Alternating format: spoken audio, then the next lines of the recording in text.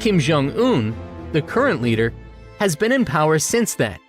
The Kim family is at the center of a personality cult, with power maintained through a combination of propaganda, repression, and control over the military and government. North Korean political and military elites are loyal to the Kim family, holding high-ranking positions in the government, military, and the Workers' Party of Korea, which helps maintain the regime's control over the country. 7. South Korea has freedom of expression. In North Korea, there is strong propaganda.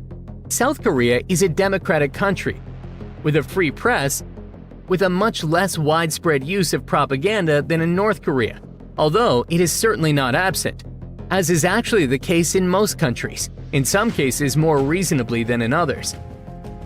Certain cases of governmental messages or public relations efforts could be considered a form of propaganda. The South Korean government occasionally promotes messages to foster national unity or support specific policies. However, these messages are not as forceful or manipulative as those found in an authoritarian regime. Most importantly, South Koreans have access to alternative information sources to form an opinion. South Korea has ongoing historical and territorial disputes with neighboring countries such as Japan. In these cases, the South Korean government and media might present a nationalist narrative emphasizing the country's stance. For instance, the Dokdo-Takeshima dispute with Japan can be used as a rallying point for national pride, with the South Korean government asserting its sovereignty over the disputed territory. Likewise, South Korea actively promotes its culture, technology, and economic achievements, like efforts to increase the popularity of K-pop, K-dramas, and Korean movies. This can be seen as a form of soft power or public diplomacy, a very different level from the propaganda of the North Korean state. Propaganda in North Korea is omnipresent. The state exercises strict control over the information that reaches its citizens. Its core aim is to maintain the regime's power control, reinforce the personality cult around the ruling Kim family, and promote loyalty to the state. This propaganda largely focuses on glorifying the ruling Kim family with portraits and large monuments throughout the country.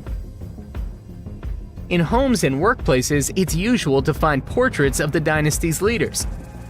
North Korean children are educated in the state ideology and taught to revere the leaders. Textbooks include stories attributing supernatural abilities and extraordinary achievements to the leaders. Plus, the leaders' birthdays are celebrated with grandeur in parades, fireworks, dance performances, and speeches. All media in North Korea, including newspapers, television, and radio, are state-controlled, promoting the regime's ideology, including the perceived superiority of the North Korean system over the perceived decadence and corruption of the outside world. Western countries, particularly the United States, are depicted as imperialist aggressors seeking to end North Korea's sovereignty, while South Korea is portrayed as a puppet state controlled by the Americans. Related to the lack of freedom of speech and human rights, in North Korea there are a number of work camps and prisons known as Kwanlai-so, where people considered politically disloyal are held. These are shrouded in high secrecy,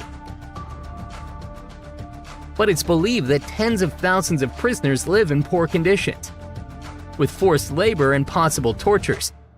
It is known that some children are born in labor camps, inheriting their parents' guilt according to the regime's logic, potentially facing a life of forced labor and extremely difficult living conditions.